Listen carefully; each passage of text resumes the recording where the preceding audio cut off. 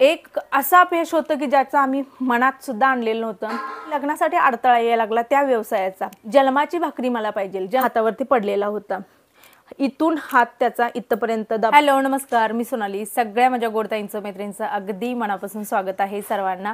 श्री स्वामी समर्थ. तर आपल्याला कसं वाटतं की अरे आता आमचं लाईफ चांगलं चालू आहे म्हणजे दुसऱ्याचं लाईफमध्ये असंच असेल, किंवा बऱ्याच वेळेला असं होतं की आपलं लाईफ दुःखाने भरलेलं असतं, ट्रेस, ताण, तणाव खूप हे असतं आणि आपल्याला वाटतं की दुसऱ्याचं पण लाईफ तसंच असेल. तर तसं नसतं. प्रत्येकाचं लाईफ वेगवेगळं असतं. कारण प्रत्येकाच्या आयुष्यात एकदा कुणाचं सुख येईल, कुणाच्या दुःख येईल, कुणाच्या काय येईल हे चालू असतं. मला खूप कमेंट आलेले होते की अपयश या विषयावर बोल सोनाली, कारण ही आत्ताच्या काळाची गरज आहे. कारण आत्ता बघा धावपळीचं युग आहे. याच्यामध्ये टिकून राहणं, एखादी रेस आहे समजा, आणि त्या रेसमध्ये टिकून राहणं आणि तिथून पार पडून काहीतरी एक गाठणं, एक मिळवणं खूप कठीण आहे ह्या आताच्या काळामध्ये. आणि या ह्याच्यामध्ये जेव्हा एखाद्या वेळेस अपयश येतं, मग तुम्ही पहिल्यांदा एखादी काम करताय, पहिल्यांदा एखादी गोष्ट करताय आणि याच्यामध्ये जेव्हा अपयश येतं त्यावेळेला एक स्ट्रेसफुल वातावरण असतं. असं वाटतं की माझ्याच्यानं काहीच होणार नाही, मी काहीच करू शकत नाही आहे, माझं करिअर नाही आहे, माझं लाईफच नाही आहे, आता इथं सगळं संपलं आहे, अशा फिलिंग येतात. हे होणं साहजिक आहे. शेवटी माणूस आहे. कधी कधी प्रयत्न सारखं केला जातो तरी अपयश असतं, कधी कधी पहिला प्रयत्न केला जातो आणि त्याच्यामध्ये अपयश मिळतं. तर मी अपयशाबद्दल बोलेन, पण आमच्या आयुष्यातलं एक अपयश जे मी आत्तापर्यंत कधी शेअर केलं नाही. का माझं जे लाईफ मी तुम्हाला सांगितलेलं आहे काय की मी खूप कमी प्रमाणात पर्सनल लाईफ जे होऊन गेलेलं आहे ते मी शेअर केलेलं आहे. मी जे हॅपी लाईफ आहे, जे हॅपी लाईफ चाललेलं आहे एवढं शेअर करते. मी ठराविक पॉईंट तेच शेअर करते ज्यातून काहीतरी एखाद्याला शिकण्याची गरज आहे. आणि आता असे 10-20 एपिसोड मी बनवलेले आहे सगळे लाईफवर, असं नाही झालेलं. आज सध्या अपयश आहे, त्या अपयशी असणाऱ्या, अपयश मिळालेल्या ताईंना त्याचा फायदा होईल. आणि मी खरं सांगते, व्हिडिओ शेवटपर्यंत बघा आणि बघितल्यानंतरच मग लाईक करा. जर आवडला तरच लाईक करा, अन्यथा लाईक करू नका.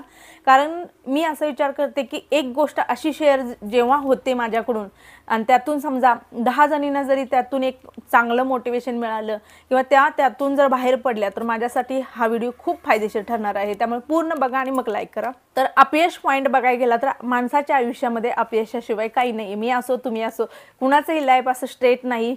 मी म्हणेन 90% लोकांना अपयश आहे, कष्ट आहे, मेहनत आहे, स्ट्रगल आहे. कुठेतरी 10% असे असतील जी म्हणतात ना की खूप नशिबवान असतील. मी म्हणेन ती की त्यांना कुठलंही स्ट्रगल नाही, अपयश नाही, काही नाही आहे, मस्त चाललेलं आहे लाईफ. बरोबर. फक्त एक सांगते की अपयश आलं म्हणजे आपलं लाईफ खराब आहे, आपलं नशीब बाद आहे असं नसतं. प्रत्येक टप्प्यावरती आपण काहीतरी शिकत जातो. आपण स्वतः जेव्हा शिड्या चढून वर जातो ना, तेव्हा एक लक्षात ठेवायचं की प्रत्येक पायरीला आपण काहीतरी नवीन शिकत असतो. आणि त्यावेळेला जर अपयश येऊ, तिथं म्हणजे ठेस लागून पडू, आपटू किंवा काही होऊ दे, पण तिथून आपण शिकत जातो. त्यामुळे गरजेचं आहे आयुष्यामध्ये चढ उतार जेव्हा येतात तेव्हा लक्षात ठेवा की ते शिकवण्यासाठी येतात. त्यातून नवीन काहीतरी शिकायचं आहे. ते माझ्यासोबत का घडलं, ते का झालं, ह्या गोष्टी न बघता फक्त एवढंच बघायचं आहे की मी यातून काय शिकलो. ह्या गोष्टी जेव्हा बघू तेव्हा कुठलंही दुःख असू दे, कुठलंही अपयश असू दे, पचवायलाही सोपं जातं आणि त्यातून बाहेर निघून पुन्हा त्या रेसमध्ये आपल्याला पळायलाही सोपं जातं. आमच्या आयुष्यातलं अपयश कधी आलं, काय आलं हे पण तुम्हाला सांगेन मी. एक असं अपयश होतं की ज्याचं आम्ही मनात सुद्धा आणलेलं नव्हतं. अपयश पचवणं कसं, अपयश आले मग आता करायचं काय, ह्या गोष्टीचं सुद्धा आम्हाला नॉलेज नव्हतं. सिच्युएशन कशी हँडल करावी, त्यावेळेला आपण कसं राहिलं पाहिजे, काय केलं पाहिजे, ह्या गोष्टीचं कुठलंच नॉलेज नव्हतं. कारण सांगते मी, किट्टो 7-8 महिन्याची होती. कारण त्यावेळेला सांगते काहीतरी प्रॉब्लेममुळं आम्ही जस्ट नुसतं विभक्त झालेलो होतो. आणि मी तुम्हाला सांगितलेलं आहे की जेव्हा आम्ही विभक्त झालो तेव्हा स्वतःचं राहतं घर ज्याच्यात खोली भाड्याने दिलेली असूनसुद्धा आम्ही त्यात नही करता आम्ही फक्त आपलं सुख कुठं आहे आणि आपण कुठं आनंदी राहू एवढं बघण्यासाठी आपल्या अंगावरच्या कपड्यासकट आम्ही बाहेर पडलेलो होतो. म्हणजे आमच्याकडे कुठलंही काही नव्हतं ना, म्हणतात ना बँक बॅलन्स. मी जसं तुम्हाला सांगितलेलं आहे की तुमच्या दादाचं स्वतःचं खातं सुद्धा नव्हतं. हेच नव्हतं. खातं म्हणजे काय, ते कसं काढलं जातं, हे सगळं असं होतं. आणि ज्या वेळेला आम्ही बाहेर पडलो त्यावेळेला त्या भाड्याची रूम, स्वतःचं जगणं, स्वतःचं हे. आणि त्यावेळेला तुमचे दादा जॉब करत होते कंपनीमध्ये. आता त्याच्या मागची स्टोरी आहे. माझ्या लग्नाच्या आधी जवळजवळ 2 वर्ष 2 वर्षाच्या आधी ना ते भाजीचा व्यापार करायचे, व्यवसाय जो असतो की फिरून भाजी विकणं, कुठं करवंद विक, कुठं काय असं काय काय होतं त्यांचं. मग त्या ह्याच्यामध्ये पैसा भरपूर कमवत होते त्यावेळेला, पैसा भरपूर यायचा, कारण ते सकाळ संध्याकाळ तीच कामं करत होते. पण त्याच्या ह्याच्यामध्ये त्यांच्या लाईफमध्ये असं होतं की एखादी मुलगी बघायला गेली, अरे मुलगा काय करतोय, तर भाजी विकतोय. भाजी विकतोय म्हटले की त्या मुली कोण देत नव्हतं त्यांना. मग त्यामुळे असं व्हायला लागलं की लग्नासाठी अडथळा यायला लागला त्या व्यवसायाचा, की भाजी विकणाऱ्याला कोण मुलगी द्यायचं, भाजी विकतोय ह्याचं काय असं हे नाही आहे, नोकरी नाही पाणी नाही असं म्हणून लोकांनी काय केलेलं की ते इग्नोर मारायला चालू केलेलं. त्यांच्या लग्नाला तो प्रॉब्लेम ठरत होता, म्हणून त्यांनी मग तो भाजीचा धंदा स्टॉप केला. आणि त्याच्यानंतर जे फॅब्रिकेशन कामं असतात ना त्याच्यामध्ये हेल्पर म्हणून ते कामाला लागलेले होते. माझ्या लग्नाच्या आधी 2 वर्षाची गोष्ट आहे. हेल्पर म्हणून कामाला लागलेले, का तर हा मुलगा कंपनीत काम करतोय म्हटल्यानंतर मुलगी देतील असं प्रत्येकाचा समज असतो की, तसा त्यांचाही समज होता. त्यामुळे त्यांनी भाजीचा व्यवसाय सोडला आणि सकाळी 8 ते संध्याकाळी 5-6 असा काहीतरी जॉब स्वीकारला. जवळच होतं, कोल्हापूरमधलीच कंपनी आहे ती. आणि तिथं फॅब्रिकेशनचा कुठलाही अनुभव नाही, नॉलेज नाही ना, कुठलंही त्यांचा कोर्स झाला आहे त्याच्यावर त्यांनी कुठं काय डिप्लोमा करणं हे ते भरपूर सारं करतात, असं काहीही केलं नव्हतं. हेल्पर म्हणून जस्ट गेलेले होते, पण शिकत राहिले. बरोबर 2 वर्षाचा काळ जो होता तो गेला. आणि त्याच्यानंतर माझं जेव्हा स्थळ आलं, ज्यावेळेला घरातल्यांना कळलं की हां कंपनीमध्ये आहे, ठीक आहे, लगेच घरातले पण आमच्या तयार झाले. कारण कसं त्यांचं स्वतःचं घर होतं, त्यांचं स्वतःचं हे असल्यामुळे असं घरातल्यांनी विचार केला. गावाकडे शेती वगैरे आहे त्यामुळे. आणि मी पण जसं सांगितलेलं आहे की माझ्या आईवडिलांची परिस्थिती अजिबात नव्हती, झोपड्यात राहत होती. त्यामुळे माझ्याही बाबतीत असा कुणी विचार केला नाही की बाबा हिला खूप चांगला नोकरदार करून द्यावा, कारण परिस्थिती आईवडिलांची जेव्हा खराब असते तेव्हा स्थळंही तशीच येतात. बरोबर, माझ्या बाबतीत तेच झालेलं होतं. त्यामुळे ठीक आहे, आपलं करून खातात वगैरे, स्वतःचं घर आहे आणि ते पण सिटीमध्ये स्वतःचं घर आहे असं विचार करून मला देण्यात आलेलं होतं. आणि प्लस कंपनीमध्ये काम करतात. मग जेव्हा ते लग्न झालं त्याच्यानंतर कळलं की बाबा हां एवढा पगार आहे. त्यावेळेला 6,000 का काय तर पगार होता, पण त्यावेळेला तो पगारही जास्त होता. आणि प्लस ज्यांचं स्वतःचं घर किंवा गावाकडे तुमची जमीन जुमला जर असेल तर त्यावेळेला बरं होतं. आणि त्या काळात आमच्या ना मुलींना एवढं डिमांड नव्हतं, लग्न पार पडलेलं होतं. त्याच्यानंतर जेव्हा आलं पुन्हा काही अशा गोष्टी आधीच प्रॉब्लेम खूप सारे होते. मग त्यावेळेला इन्कम कमी होतं, कारण 2-3 वर्ष होत आलेलं भाजीचा व्यवसाय सोडून ते कंपनीमध्ये जॉबला होते. आणि कंपनीमधले जॉब जेव्हा आम्ही विभक्त राहिलो त्यावेळेला एक आमच्यापुढं टास्क होता, कारण आतापर्यंतचा 1 रुपया सेविंग नाही, आतापर्यंत आपल्याजवळ काहीच असं नाही आहे बॅकअप की जेणेकरून बाबा आपण ह्याच्यावरतीच असं लाईफ जगू, कारण स्वतःचं घर नाही, भाड्यानं सगळं, प्लस म्हणतात की अंगावरचे कपडे, तुम्हाला कुठलंही काही नाही आहे. मग याच्यामध्ये करायचं काय, हा होता. कसाबसा 1 महिना गेला विभक्त झाल्यानंतर. त्याच्यानंतर तुमच्या दादानी मला बोलले की आता ही जॉब आहे ठीक आहे, पण हा लिमिटेड आहे. त्यावेळेला काहीतरी पुन्हा वाढत 7,000 पगार झालेला होता, पण त्यावेळेला जवळजवळ 900 रुपये रूम भाडं होतं. मग रूम भाडं आलं, किट्टो छोटी होती, तिथून मुलंही होणार, मग लाईफ कसं होणार असं त्यांना तो विचार पडायला लागला. आणि मग त्यांनी विचार काय केला की मी मान्य आहे लग्नासाठी मी भाजी सोडली, पण आता पुन्हा मला भाजीमध्ये जायचं नाही. कारण का जायचं नाही, मला जन्माची भाकरी मिळवायची आहे, जेणेकरून मी कुठेही असू दे, कुठल्याही वेळी कुठल्याही क्षणी मी ते करू शकतो. जन्माची भाकरी मला पाहिजे. जन्माची भाकरी म्हणजे काय असतं, एखादी कला शिकणं आणि त्या कलेच्या जोरावर तुम्ही भले जॉब नाही मिळाला तर राहू दे, तुम्ही स्वतःचं तिथं सुरुवात करू शकता. आणि ती कला म्हणजे काय असतं, आता ड्रायव्हिंग ही एक कला आहे. ती जी कला जी असते परफेक्ट शिकलेली, स्वतःची गाडी घेऊन करू शकता किंवा तुम्ही दुसऱ्याच्या गाडीवर जाऊ शकता, म्हणजे कुठेही असू दे, आयुष्यभर तुमचं ती जी शिकलेली कला आहे ती मरत नाही. बरोबर, तसं म्हटले भाजी ही माझ्यासाठी ऑप्शन आहे पण कला नाही आहे, आणि त्याच्यावरती माझ्या जन्माची भाकरी ठरत नाही आहे. त्यामुळे त्यांनी विचार केला की जो फॅब्रिकेशनचा आहे, ज्याच्यामध्ये त्यांनी 2 वर्ष झालं सुरुवात केलेली होती, 2 वर्ष ज्याच्यामध्ये ते उतरलेले होते, त्या 2 वर्षाचा जो अनुभव आणि तुमच्या दादाचं एक आहे कुठेही जाऊ दे, एक छाप टाकणं, कामाप्रती त्यांचं प्रामाणिकपणा, कष्टाळू वृत्ती, सर्वांना प्रेमळ, दुसरी गोष्ट जैसे थे. म्हणजे काय, समोरचा चुकला तर चुकला ठामपणे बोलणार. समोरच्याला समजा नाही चुकला आणि एखादा त्याला ब्लेम करत असेल तर ठामपणे सगळ्यांच्या विरोधात जाऊन बाजू घेणार. असं एक धडधडीत माणूस म्हणतात ना, तसे तुमचे दादा आहेत. रोग बाय ठोक, असं म्हणजे आगापिचा नाही, काही नाही आहे, कुठं वरवरणाचं नाही किंवा गोड गोड बोलून लोकांना येड्यात काढणं असं नाही. रोग बाय ठोक, क्लिअर सरळ रस्त्याने जाणे, अशा पद्धतीने तुमच्या दादाचा स्वभाव होता. आणि मग या ह्याच्यात त्यांनी विचार केला की चला कुठेतरी काहीतरी करण्याची गरज आहे. मी म्हटलं ठीक आहे, मला तर काहीच कळत नव्हतं. असं मुळात सांगते मी, मला फक्त लहानपणापासून एवढंच होतं की घर परिवार छान सांभाळणे, छान स्वयंपाक करणे, व्यवस्थित हे करणे एवढंच माहीत होतं.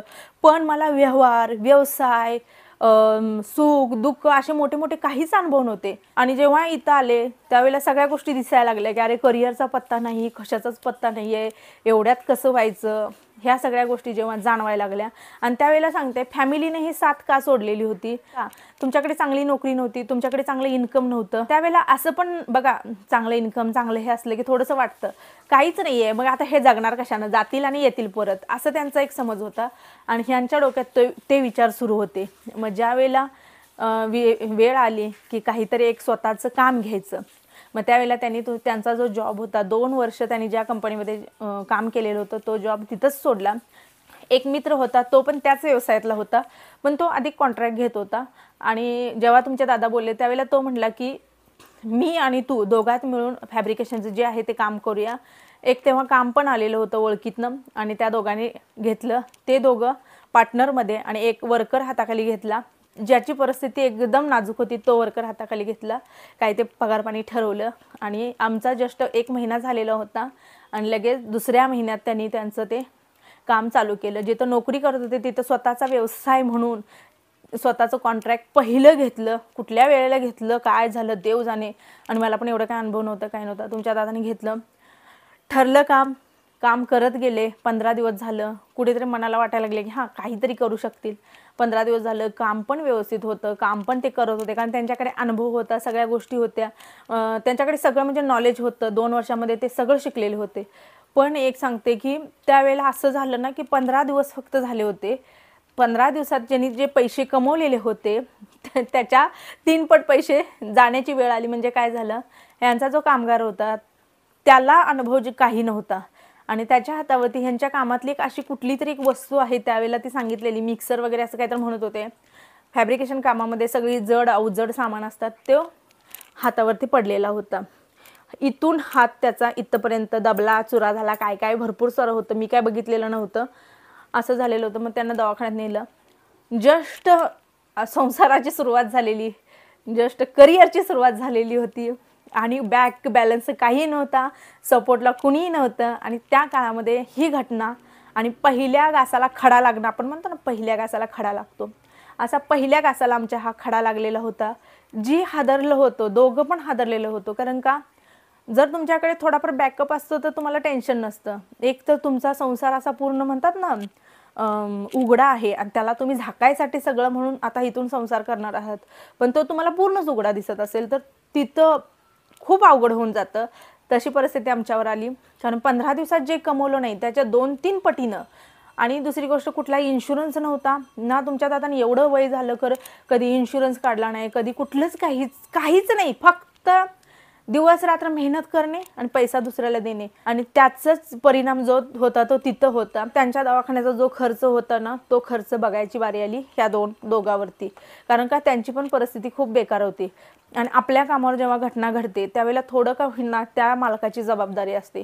आता ह्यांची तर कामं नवीन होती, सुरुवात तर नवीन केलेली होती, आणि आता एवढा पैसा तर भरायचा होता दवाखान्याला. त्यावेळेला डोकं चालायचं बंद झालेलं. आज मी भले ही गोष्ट कशी सांगू दे, पण डोकं चालायचं बंद झालेलं होतं त्यावेळेला. आणि मग विचार यायला लागला काय करायचं, काय नेमकं काय करायचं.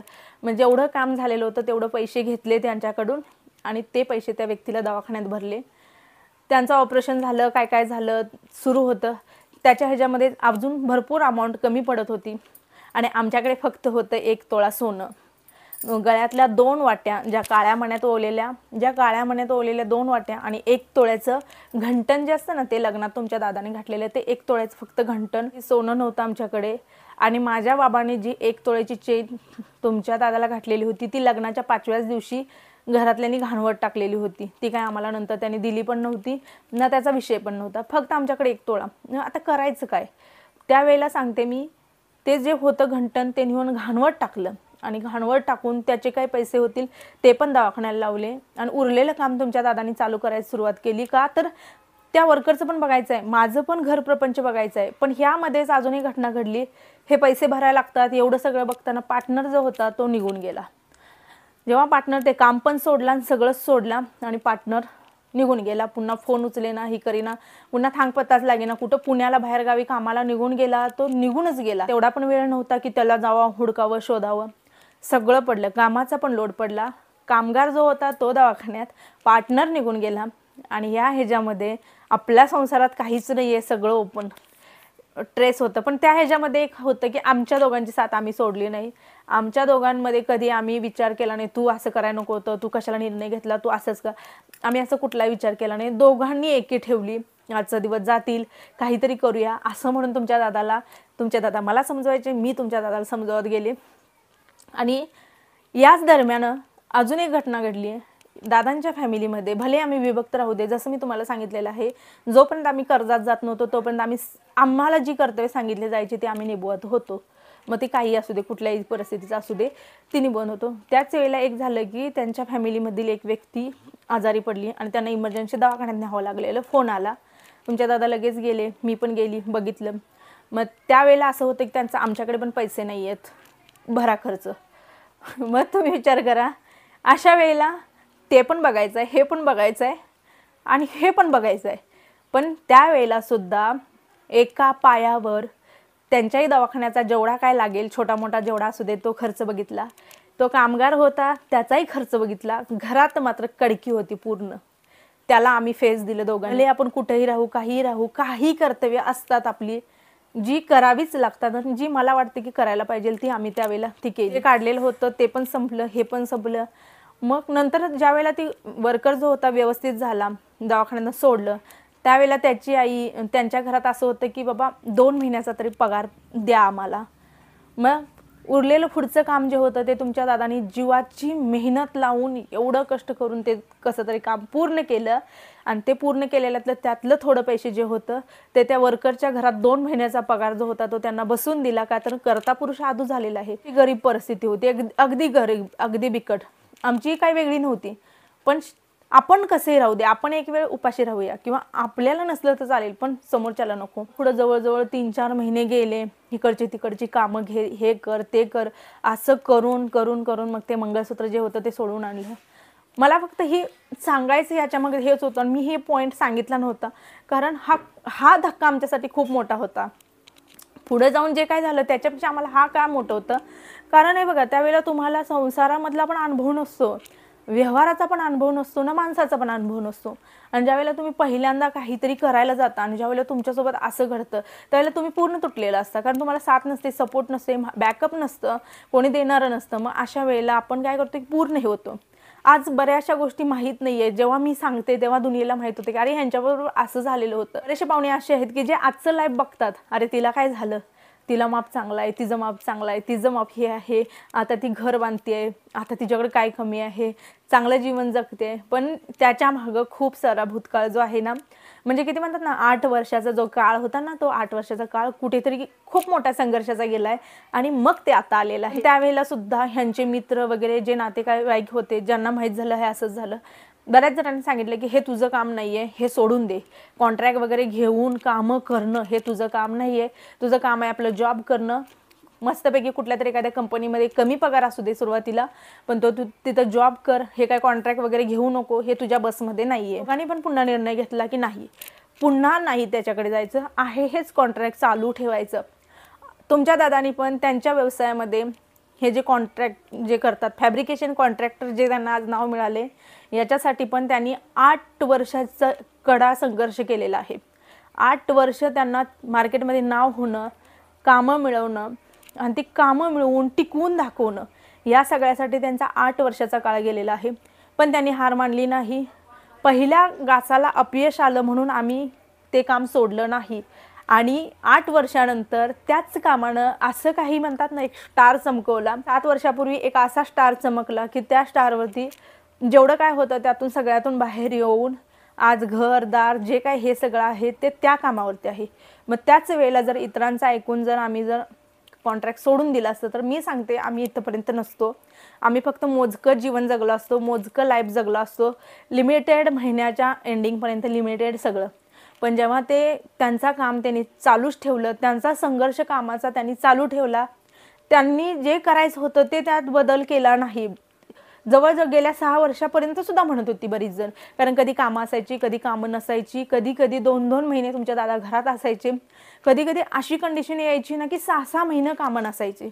पण त्या 6-6 महिन्याच्या नसलेल्या कामामध्ये सुद्धा आम्ही फक्त एकमेकाला साथ देणे, एक टाईमचं मिळतंय ना, एक टाईमचं खायचं, रिलॅक्स राहायचं, 2 टाईमची अपेक्षा करायची नाही, प्लस कोणाशी ईर्ष्या नाही, कोणाची हे नाही.